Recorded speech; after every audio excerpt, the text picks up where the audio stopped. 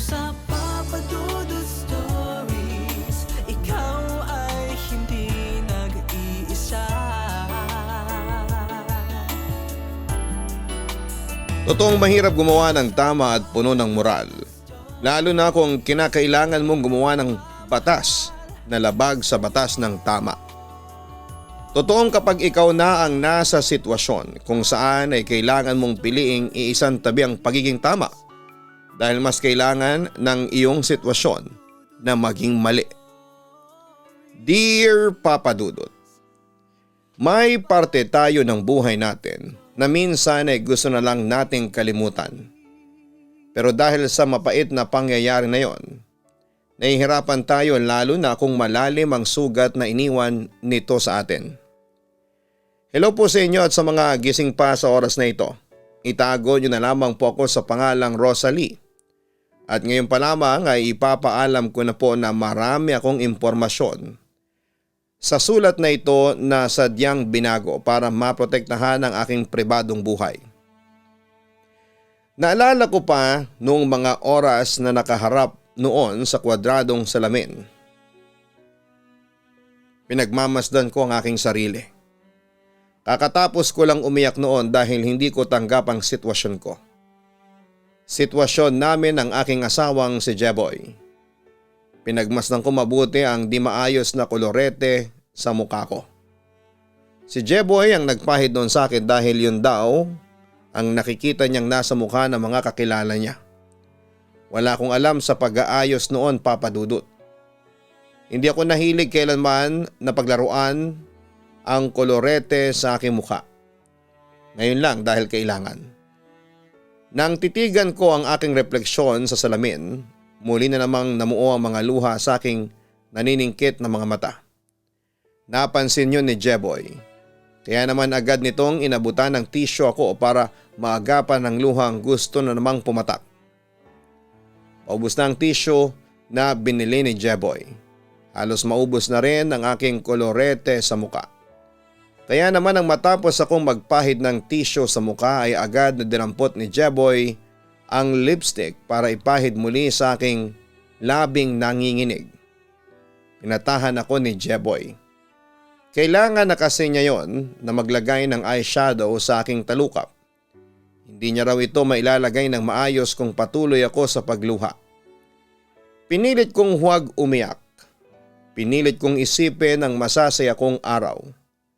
Mga araw na wala pa ako sa sitwasyong yon. Yung mga araw na bata pa lamang ako at kasama pa ang mga magulang ko. Yung mga araw na ang tanging iniisip ko ay kung sino ang makakalaro ko kinabukasan. Hindi ang sitwasyon na yon. Hinding-hindi ang sitwasyon na yon. Minulat ko ang aking mga mata at sa wakas ay hindi na ako tinablan ng luha.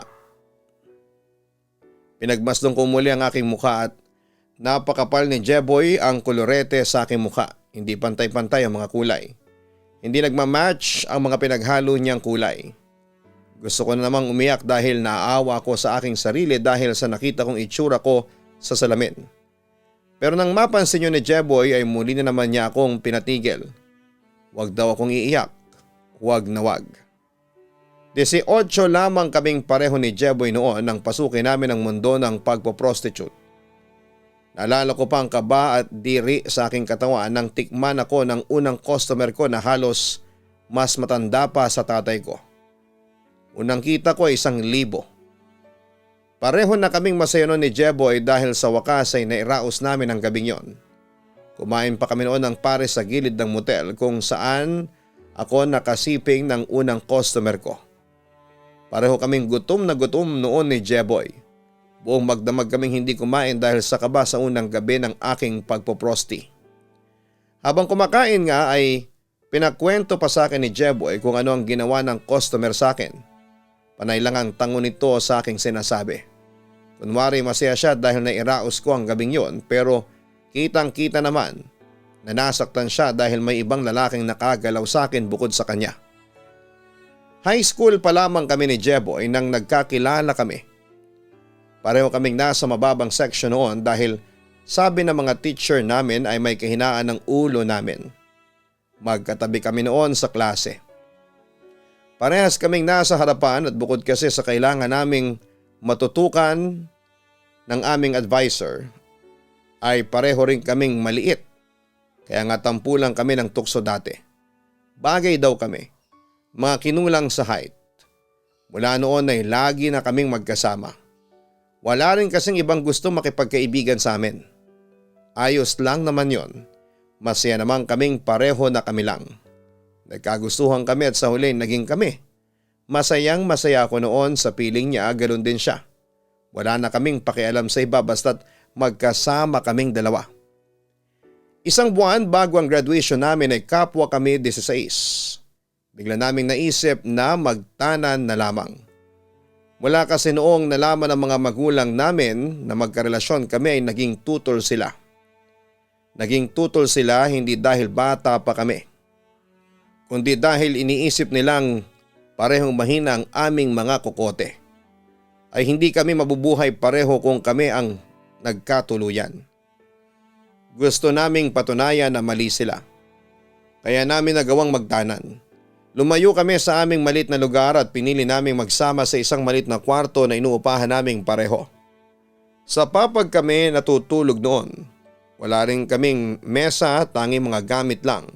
Nanadala at nakuha namin mula sa aming mga bahay ay banig, takore, kaldero, 2 kutsara, 2 plato, 2 baso at mga damit namin. Mahirap na magsimula sa ganitong sitwasyon. Pero lahat ay kakayanin namin basta magkasama kami ni Jeboy. Hindi kami hinanap pa ng aming mga magulang. Wala naman talaga silang pakialam sa amin. Ayos lang. Naging barker ng tricycle si Jeboy, ako naman ay tagabantay ng isang tindahan malapit sa bus terminal. Parehong maliit ang kita. Kadalasan ay kulang pa. Pero pareho naming kinaya noon dahil wala namang kaming ibang choice. Nagdalawang trabaho si Jeboy bukod sa pagiging barker. Naging taga-deliver din ito sa isang laundry shop. Napakasipag ni Jeboy. Kaya naman kahit mahirap noon ay pinilit ko itong kayanin. Ang importante, kami ang magkapiling. Hindi naging madali ang buhay namin noon. Lagi kaming kapos at halos lahat ng kinikita namin ay napupunta lamang sa bayad sa bahay. Kahit ako ay nagdalawang trabaho na. Tuwing araw ng Sabado at Linggo imbes na day off ko, ay nagbabantay ako ng 2 bata sa kapitbahay namin. Habang nasa trabaho ang magulang nila, ay ako ang nagiging yaya nila. Wala na nga kaming oras noon ni Jeboy para magkasama. Puro kami trabaho noon dahil kailangan naming mabuhay. Pangako na lang namin sa isa't isa balang araw, magiging ayos din ang lahat. Sinubukan naman naming maging positibo sa araw-araw pero parang hindi na kami natapos sa pagsubok at paghihirap. Mabilis na lumipas sa mga araw, pareho na kaming nadagdagan ng 2 taon sa edad namin. Akala namin noon ay magiging maayos na ang lahat pero hindi pa pala. Isang araw ay natanggal ako sa trabaho dahil sa gustong ipalit sa akin na mas mabilis daw gumalaw at mag-isip. Wala akong nagawa noon kundi ang umalis. Si Jeboy naman makalipas lamang ng 1 buwan after kong matanggal sa trabaho, siya naman ang sumunod. Hindi na raw kailangan ng barker ng mga nagtatricycle. Tapos sumunod naman tinanggal siyang taga-deliver sa laundry shop. Lampa daw kasi ito at mahinang maka-pick up ng utos. Naisip namin noon na paano na kami? Mabubuhay pa ba kami? Dahil nga sa pareho kami noon na nawala ng trabaho ay pareho kaming nag-iisip ng hindi magandang trabaho na pwedeng pasukin. Naisip namin maging snatcher, scammer o kaya ay akyat bahay. Papadudod sobrang naging desperado na kami. May mailagay lamang kaming pagkain sa sikmura namin. Hindi kami masamang mga tao pero sa panahon kasi ng pangangailangan, kahit sino naman ay makakapag-isip ng ganito. Nilista namin lahat ng pwedeng pasuking trabaho. Yung mga trabahong pasok sa realidad naming pareho. Pwedeng tagahugas ng plato, serbidor sa karinderya o kaya ay tagabuhat ng paninda sa talipapa.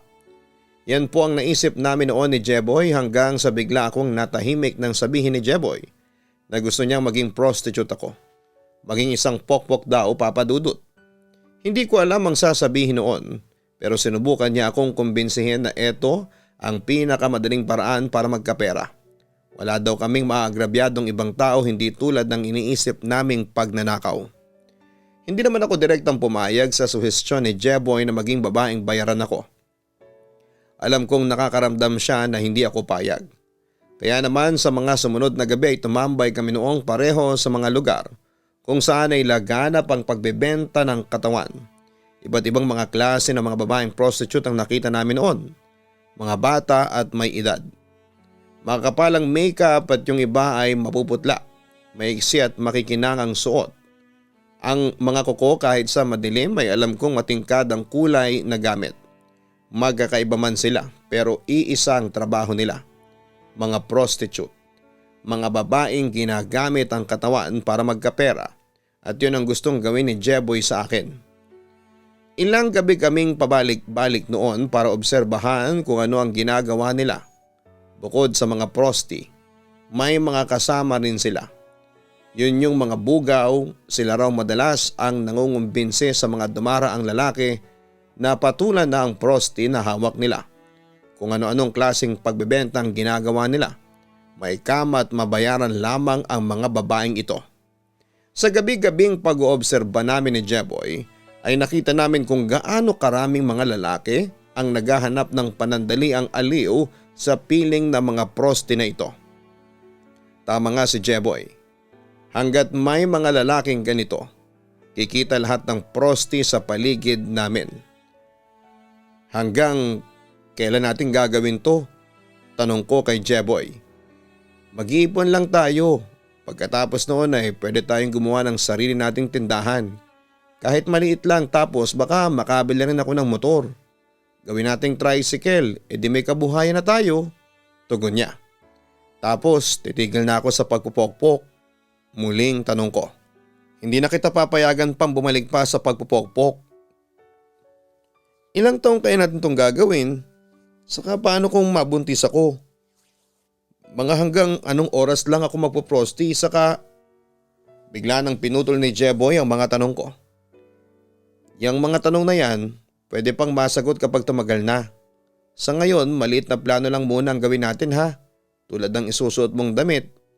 Yung makeup na gagamitin mo, kung itatali mo ba o ilulugay ang buhok mo. Mga ganyang plano lang muna, huwag muna yung mga sinasabi mo. Kasi kahit ako wala akong maisasagot pa dyan. Ayos ba? Tanong niya. Gusto ko pula. Pula ang mga idadamit ko pag nagsimula na tayo. Mas lumalabas ang kulay ko sa pula. Wika ko. Pati lipstick? Tanong niya. Pati heels? Tugon ko. Mahal kita. Wika niya. Mas mahal kita. Tugon ko naman. Pinagpraktisan muna namin ang isang gabi.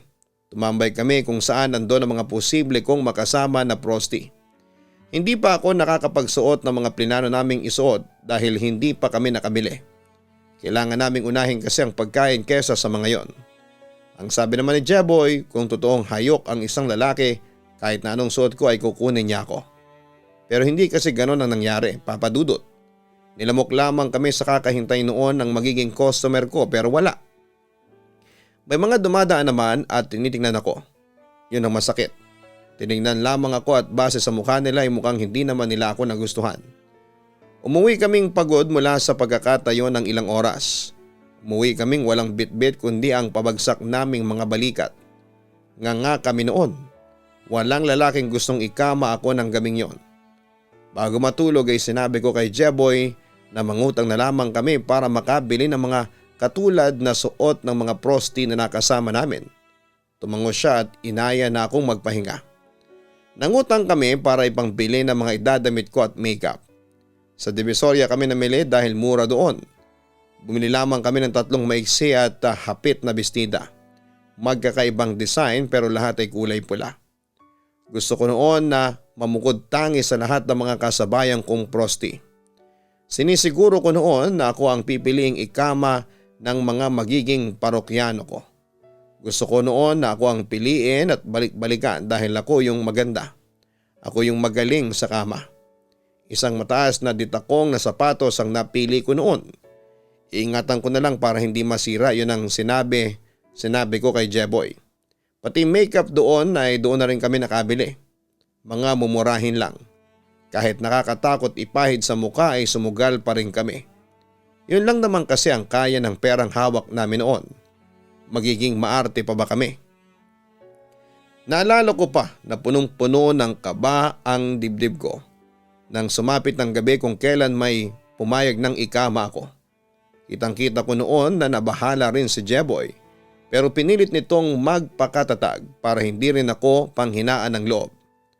Sumakay kami ng taxi noon kasama ang lalaking pumikap sa akin. Pumayag ang lalaking yon na sumama si Jeboy dahil akala nito ay kapatid ko lamang siya.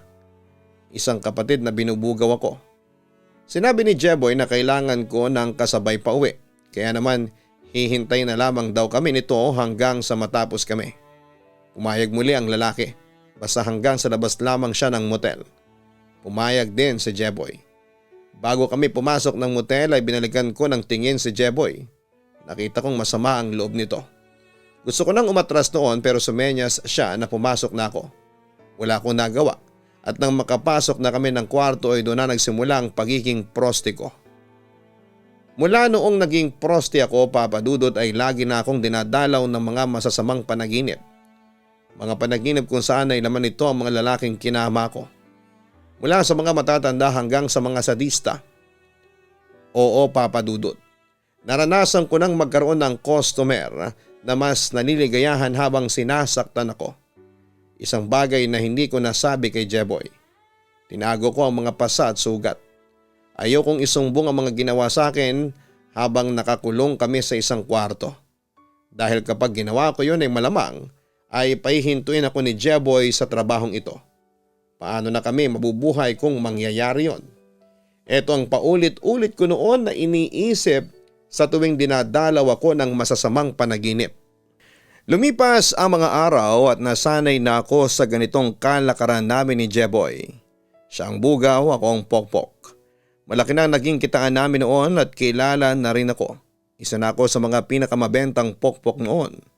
Wala pa rin kaming naging ipon kahit sabihing naging malakas ako sa kalakarang ito. Paano ba naman kasi mas inuuna namin ang mga luho? Hindi nyo naman siguro kami masisisi kung ganito ang ginawa namin. Bumili kami ng TV, sofa, second hand na ref at iba pang mga gamit na wala kami noong mga panahong sobrang hirap namin. Sabi kasi namin malakas pa naman kami. Pareho lang kaming 25 anyos noon kaya kakayanin pa namin. Halos inaraw-araw din namin ang fast food. Nakabili na rin kami ng mga damit na gusto ko at hindi lang para sa pamumokpo ko. Ganon din si Jeboy. Kaya ayan, wala kaming naipon para sa plano naming tindahan at tricycle. Pero naisip namin na may iba pang araw para mag-ipon. Ayos na sana ang lahat, Papa Dudut, pero isang araw ay nakatanggap kami ng balita. Buntis ako. Alam kong si Jeboy ang ama, kahit naman kasi nagpapagalaw ako noon sa mga lalaki gumagamit naman kami ng proteksyon. Pero pag kami ni Jeboy ang nagsisiping ay hindi ako gumagamit noon. Plano naman namin magkaroon talaga ng anak pero hindi yun ang tamang panahon. Kalakasan pa kasi ng pagiging prosti ko noon. Alangan namang tuloy pa rin ako sa pakikipagsiping sa ibang lalaki kahit bilog na ang aking tiyan, hindi ba? Saka bukod doon ay syempre wala pa kaming ipon noon. Ano ang ipangbubuhay namin sa bata? Doon nagsimula na inisa-isa ni Jeboy ang plano niya. Habang maliit pa raw ang tiyan ko, ako raw ang magiging bugaw niya. Doon kami sa kabila. Doon siya magpoprosti sa mga bakla at matatandang babae. Tinanong ko kung sigurado ba siya. Tumango lamang siya kahit alanganin. Alam ko kung bakit dahil hindi niya gusto ang plano niyang yon. Pero wala na kaming ibang choice noon, Papa Dudut. Kailangan naming mabuhay na pareho. Kailangan naming isipin ang kapakanan ng aming magiging anak. Ilang ulit ko siyang tinanong noon kung siguradong sigurado na ba siya. Tango lang siya ng tango. Hinawakan ko noon ang kamay at sinabing, kaya na ba niyang talikuran ang nakaraan niya? Ang naging sagot niya ay susubukan daw niya. Papa Dudut, malaki ang naging trauma noon ni Jeboy sa mga bakla. Minsan kasi ginawan siya ng masama ng isang baklang kaibigan ng nanay niya. Inabuso ito ng sexual noong minsang iwanan siya ng kanyang ina sa baklang yon. Tinakot siyang wag itong magsumbong kundi ay sisingilin nito ang utang ng kanyang ina sa kanya. Natakot si Jeboy. Alam niya kasi noon na walang pera ang mga magulang niya. Ayaw niyang maging dahilan noon kung bakit mas lalo silang mabaon sa hirap. Kaya naman tinikom nito ang kanyang bibig. Hindi ito nagsumbong kahit hanggang lumaki ito at nagkaisip. Kaya naman malaki ang naging trauma at galit nito sa mga bakla, pero kailangan na niya itong harapin dahil eto na ang kabuhayan namin. Hindi naman naging mahirap ibugaw si Jeboy noon. May itsura ito na gustong gusto ng mga bakla at matatandang babae. Kaya naman unang gabi pa lamang ay tiba-tiba na ito. Sabi ko nga ay hindi ko na kailangang maging bugaw sa kanya. Kayang-kaya na niyang ibenta ang sarili niya. Pero sabi niya ay samahan ko pa rin daw siya para may lakas pa rin siya ng loob. Sa akin daw siya kumukuha ng lakas ng loob. Kaya naman sinamahan ko pa rin siya. Kahit na nung pagpasok ng motel, madali lang na nauuto ni Jeboy ang mga customer niya, nakuhanan din ako ng isang kwarto para doon ako maghintay. Sinabi niya kasi noon na buntis ako. Sinabi rin niya na kapatid niya ako at isang single mom. Madalas ay naaawa na lang ang mga customers niya kaya pumapayag ang mga ito noon para pagbigyan ng request ni Jeboy. Madalas ay pinagsisisihan ko ng pumayag ang mga customer niyang kumuha ng isang kwarto para sa akin. Para paghintayin ko sa kanya. Dahil madalas ay magkadikit na kwarto ang kinukuha nila. Isa para sa kanila, isa para sa akin. Madalas ding manipis ang dingding kaya naman dinig ko ang halinghing na ginagawa noong mga nakakasiping niya. Nakakadurog pala. Pero dapat akong masanay, eto ang buhay namin. Mabilis na lumipas ang panahon. Nakapanganak na ako at sinabi ko kay Jeboy na handa na akong bumalik sa trabaho. Pero tumanggi ito. Sinabi niya na magbantay na lamang daw ako ng anak namin. Mas magandang ako ang kasama lagi ng baby namin. Kaya naman daw niyang buhayin kami sa pagiging prosti niya. Sabi din niya ay sanay na siya sa ganung gawain. Medyo napamukha pa nga nito na mas malaki ang kinikita niya kesa sa akin noon. Natahimik na lamang ako. Alam ko namang di niya balak akong saktan sa mga salita niyang yon. Para hindi na lang lumaki pa ang issue ay tumahimik na lamang ako. Totoo naman ang sinasabi niya, Papa Dudut. Malaki nga talaga ang kinikita ni Jeboy. Pero kapalit noon ay hindi niya madalas na pag-uwi noon sa bahay.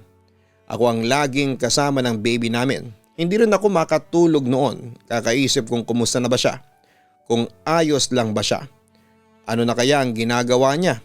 Tapos na ba sila? Yan ang mga madalas kong tanong noon pero hindi ko na magawang sabihin sa kanya dahil ayokong mag-away kami noon. Ilang beses akong kinumbinsi noon ni Jeboy na pumayag na.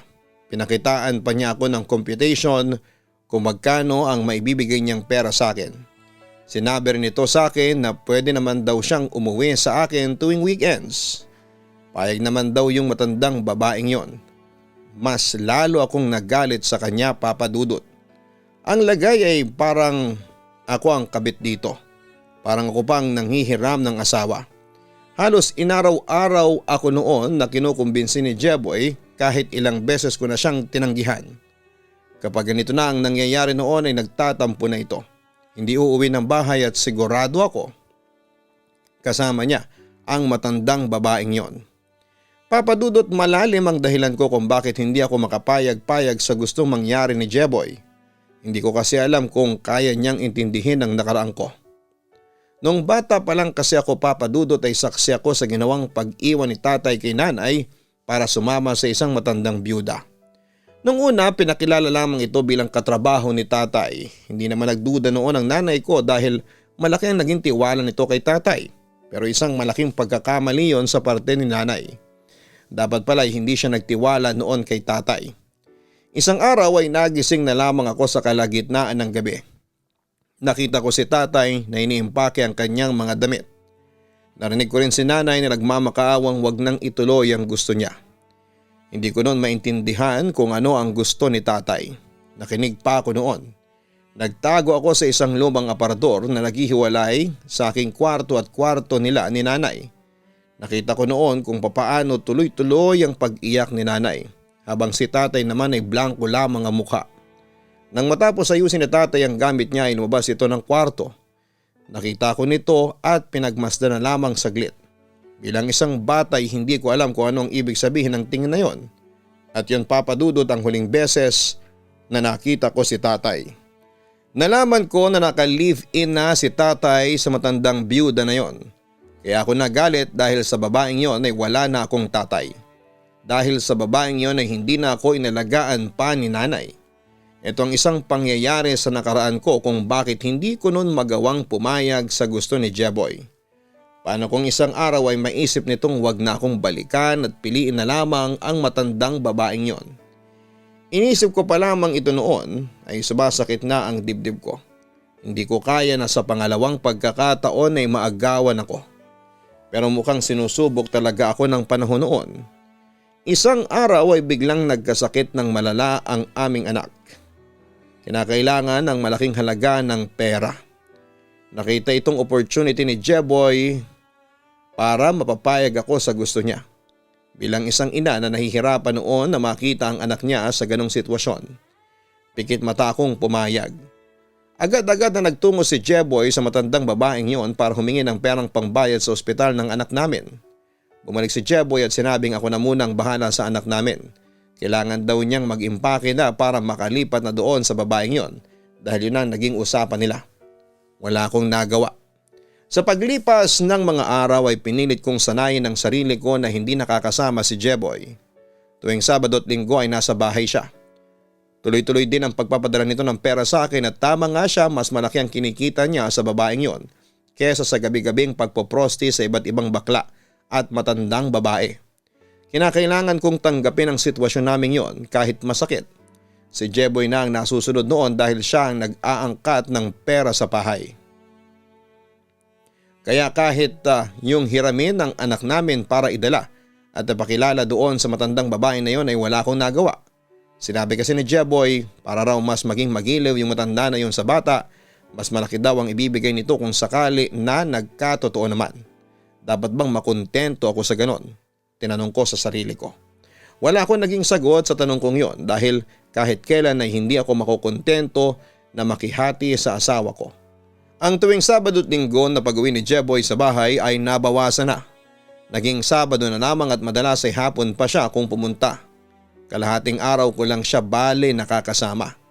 Nakakasama ng loob pero ano pa bang magagawa ko, hindi ba?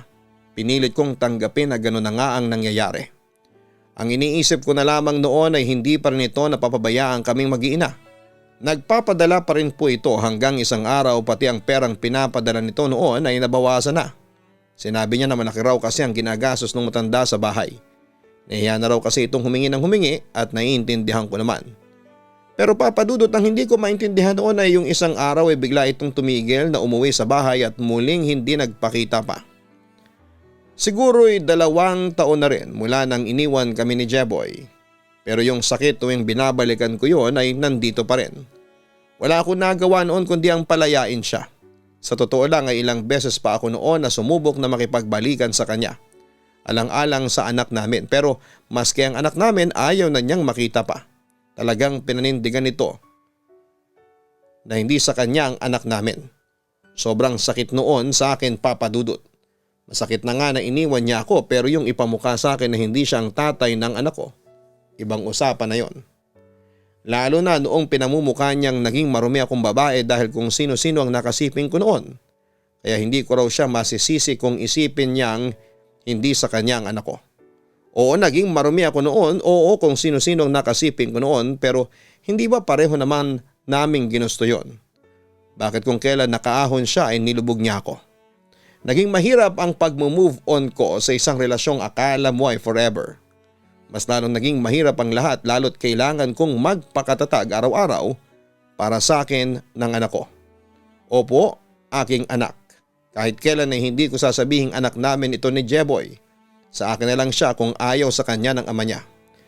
Kinakaya ko ang lahat, mabigyan lang siya ng pagmamahal na alam kong hindi niya nakuha at makukuha sa amang nagtakwil sa kanya. Maraming salamat po sa pagbasa ng aking liham. Lubos na gumagalang, Rosalie. Sana maging matatag ka, Rosalie, sa lahat ng mga katulad mong iniwan at pinagdudahan. Maaaring ngayon ay maging mahirap para sa iyong makita na may positibo pa sa lahat ng mga negatibong nangyari sa iyong nakaraan.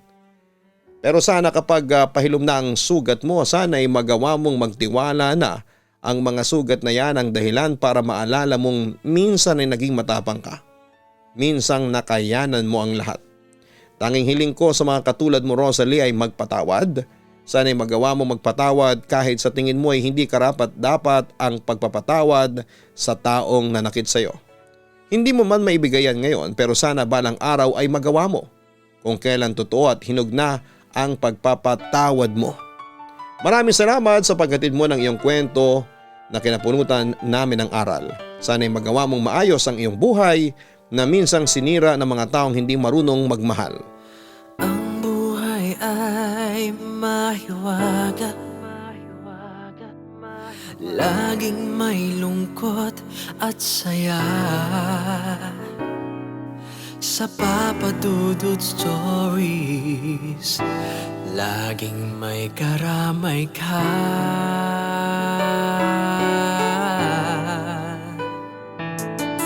Mga problemang kay bigat, dito ay pakikinggan ka. Sa Papa Dudut Stories, kami ay iyong kasama.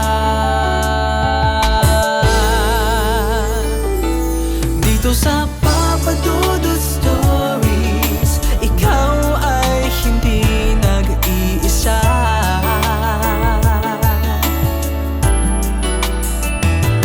Dito sa Papa Dudut Stories, may nagmamahal sa'yo.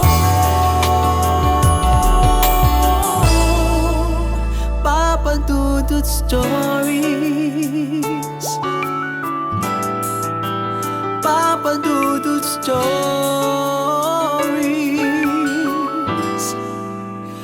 Papa Dudut Stories.